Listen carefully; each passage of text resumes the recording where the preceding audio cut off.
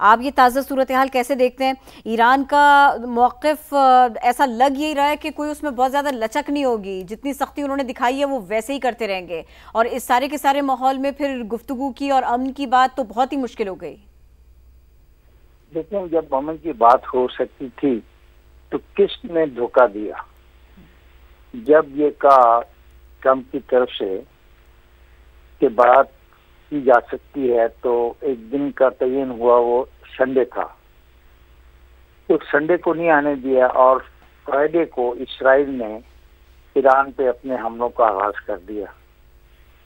तो आगाज बात तो से शुरू हुई ना, किसने किसको चीट किया। और फिर जो कल वाकया हुआ, तमाम इंटरनेशनल नॉर्म्स को, ये दोस्त तो बहुत इंटरनेशनल बातें करते हैं, इंटरनेशनल नॉर्म्स की बातें करते हैं। क्या मुझे को बता सकता है कि ईरान अमेरिका से लड़ रहा था? क्या ईरान ने अमेरिका पर हमला किया हुआ था, जिसके जवाब में अमेरिका ने दुनिया का बदतरीन जो असला है वो इस्तेमाल किया है? इससे पहले तोरा बोरा में इस्तेमाल किया अफगानिस्तान में, और फिर यहाँ पे किया। इस सवाल का भी कुछ जवाब दें ये लोग जो कहते हैं कि बहुत गलत कर रहा है ईरान। क्या ईरान का अमेरिका पे हमला उस वक्त हो चुका था जब हमला किया गया ईरान पे? तो साफ जा रहा है कि फिर सर्वाइवल की जंग है। अब ईरान को सफाई हस्ती से मिटाने का जो मंसूबा है, और जो छुपा हुआ नहीं है, वाज़ेह तौर पे कहा गया है कि वहाँ पे रजीम भी चेंज करनी है। अब बदकिस्मती है कि 11 दिन हो गया रजीम चेंज होने की उम्मीद दूर दूर तक उनको नजर नहीं आ रही। तो क्या ईरान को अपने दिफा में लड़ने का कोई हक नहीं? क्या ईरान ने उन अड्डों पर हमला करने का हक अब नहीं रखता जहां से अमेरिका उसको ऑपरेट करके और नुकसान पहुंचा सकता है? देखें, बातें बहुत असूल परस्ती की जाती हैं, तो फिर असूल सबके लिए जैसे होनी चाहिए। जब इजराइल पर जंग जारी थी, और आज सुबह जो इजराइल ने हमला किया ईरान के ऊपर, उसके जवाब में ईरान हमले करता रहेगा इजराइल पे। और प्रॉब्लम ये हुई है कि ये इजराइल को कुछ उसके दोस्त समझते थे कि उसको तो सुई भी नुकसान नहीं पहुंचा सकती। तो अगर ये खिते में हुआ है तो इसका जिम्मेदार मैं तो अमेरिका के उस रवैये को समझता हूँ जो पहले ये तासर दिया गया कि डायलॉग होना चाहिए, और संडे के लिए डायलॉग का डेट तय की गई, और जुम्मे को हमला हो गया, और फिर खुद अमेरिका ने ईरान पर हमला कर दिया। तो ईरान के पास चॉइस क्या है? ईरान अपनी हुकूमत को अबंडन कर दे, ईरान अपनी जो सॉवरेनिटी उसको अबंडन कर दे, अपनी सालमियत खुद मुख्तारी को खत्म कर दे। कह रहे कि वो लड़ेगा, और मेरे लिए अनहोनी बात नहीं है, क्योंकि जब आप सूरत हाल ऐसी पैदा कर दे किसी मुल्क के लिए, उसके शहरियों के लिए, उसके अफवाज के लिए, तो साफ ज़ाहिर है कि वो अपनी बका की जंग लड़ेंगी। और अगर कतर में अमेरिका के किसी अड्डे पर हमला हुआ है, तो अब तकरीबन तमाम अमेरिकी अड्डों पर हमले होंगे जहाँ जहाँ पे ईरान के मिसाइलों की रीच हो सकेगी, क्योंकि ये जंग का आगाज अमेरिका ने किया ईरान के खिलाफ। ईरान ने अमेरिका के खिलाफ जंग का आगाज नहीं किया, ईरान पर हमला किया इजराइल ने। जवाब में ईरान अपनी डिफेंस के लिए लड़ रहा था। जब डिफेंस के लिए लड़ रहा था, इजराइल को नुकसान पहुंच रहा था, उसके दोस्तों की ख्वाहिश से ज्यादा उनका ख्याल था कि इसको नुकसान पहुंच सकता ही नहीं। तो एक मुल्क ने, एक आजाद मुल्क ईरान पर हमला कर दिया, तो उसके लिए जो चॉइसेस खुली हैं, मुझे सवाल का भी कोई जवाब दे।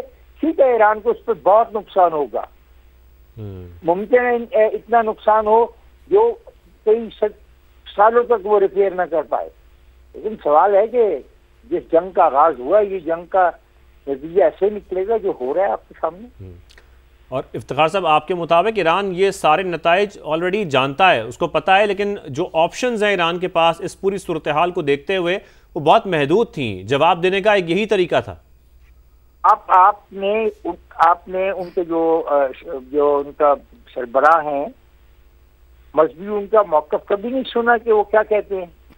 देखो, मुझे एक बात बताओ, आप भी तो एक इंसान हो, पढ़े लिखे आदमी हो, मुझे बताओ कि क्या ईरान ने अमेरिका पे हमला किया?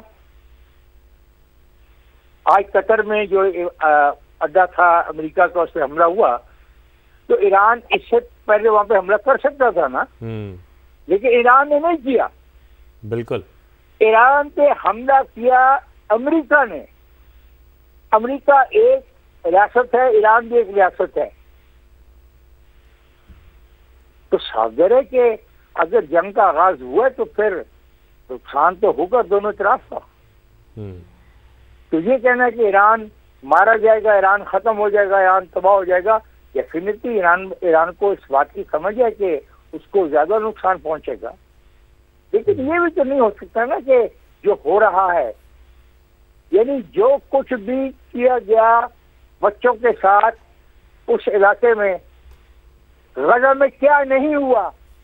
कहाँ से ये सारे दानश्वर जो बातें करते हैं इंसानी हकूक की और बालादस्ती की, और कि फलाना कमजोर है, फलाने को ऐसी हरकत नहीं करनी चाहिए, ये किधर से सारे लोग?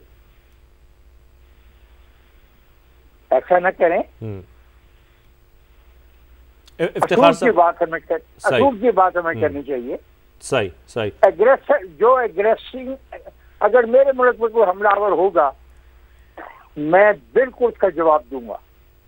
और जब एक तीसरा फरीक मेरे पर हमला करने वाले के साथ शरीक हो जाएगा, तो वो भी मेरा दुश्मन बन जाएगा।